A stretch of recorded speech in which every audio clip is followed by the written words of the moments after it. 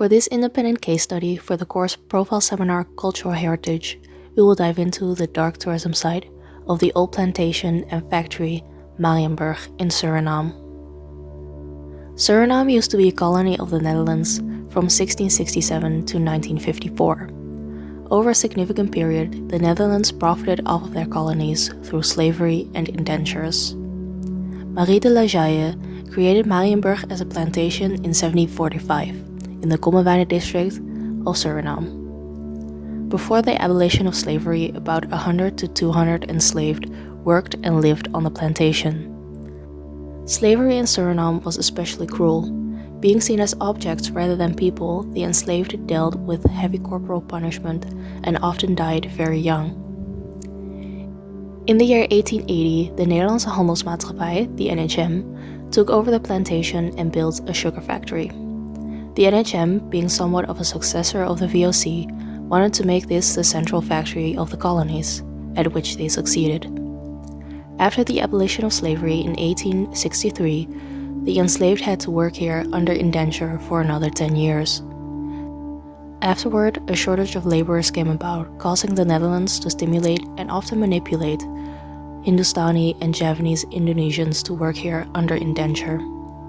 The NHM severely underpaid their workers, which eventually led to multiple conflicts between the director and the indentured.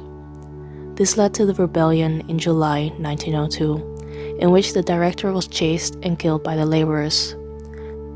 30 policemen and 126 troops of the colonial army responded by arresting more than 100 people, later killing 17 and wounding 38 laborers. The corpses of the killed indentured were buried in a mass grave and covered with quicklime. To this day, the bodies haven't been found. In 1964, Marienburg was sold due to bankruptcy, but investment stopped, and ultimately in 1985, production came to a standstill. Currently, the plantation is owned by the government of Suriname. Since its closure in 1988, the site is rapidly degrading, despite its rich history. The government of Suriname is not making efforts to preserve the site. People still live in the surrounding neighborhood, but their living conditions are unstable. Former laborers were supposed to get shares of the land, but this never happened. Those who used to work at Marienburg still care about the site and its future, and are also the ones guiding the visiting tourists. They want to preserve the site as heritage. So, where does Marienburg lie on the dark tourism spectrum? Its current political influence isn't pronounced. The government doesn't seem to care about preserving the site and has sporadically sold old machinery piece by piece. Marienburg has been a site of death and suffering all throughout its history. Its foundation, rooted in colonialism and slavery, later its indentures and bad working environments, and its rebellions resulting in multiple killings. You can still consider the site a place of suffering, due to the living conditions and the treatment of the old factory workers who still live in the barracks on the terrain. The site has both an educational as well as an entertainment aspect.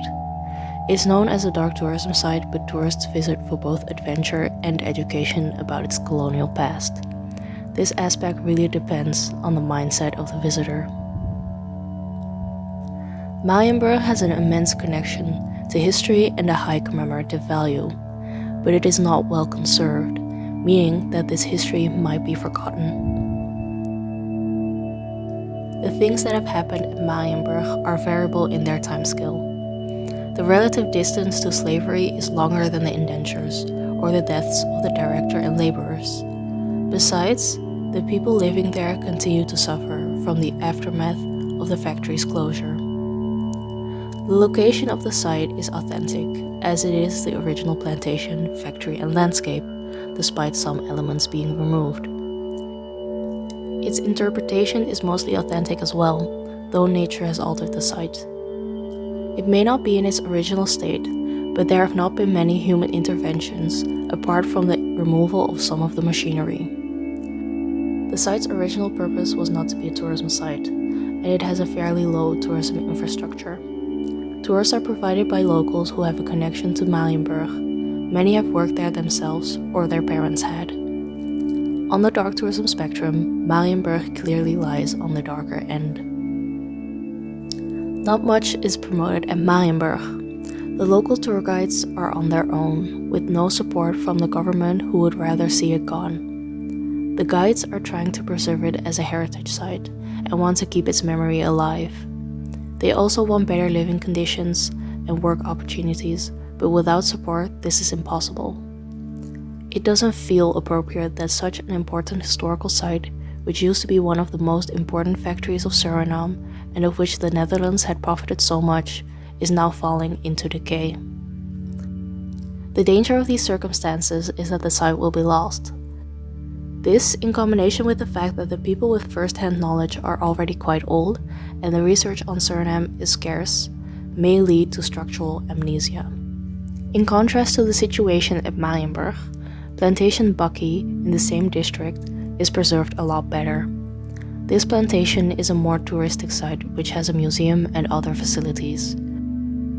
The owner is a descendant of one of the enslaved and is active in preserving the site and offering education to those who visit.